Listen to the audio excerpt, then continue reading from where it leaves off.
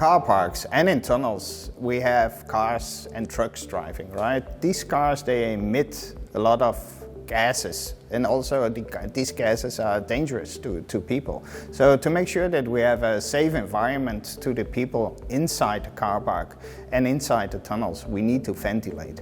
And that's why we use a ventilation system in these car parks and tunnels.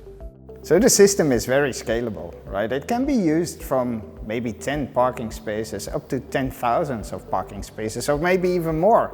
Well, that's about the biggest we've done so far, and it uses around hundreds of jet fans, but because of the scalability, it can be used throughout the market for all types of systems anywhere in the world.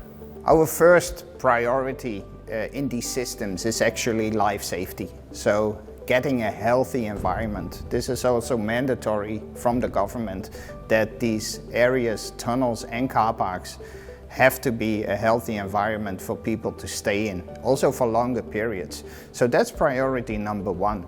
The second priority, and this is especially good for the end users or for the people who are in charge of the car parks, is of course energy consumption, right? Not only the cost, but also to the environment, that's very important. And running these systems with jet fans, they can reduce their energy cost up to 40 to 50% in relation to an old duct ventilated system.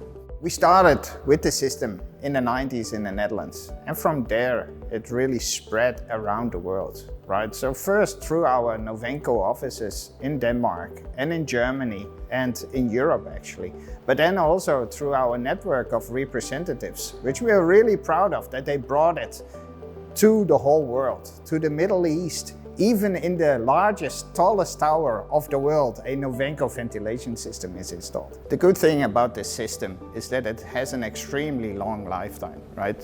When we started with the jet fan system, we actually invented the system in the Netherlands where there was no room for ductwork. There was no room for any of this. And we installed the first system in the beginning of the 90s.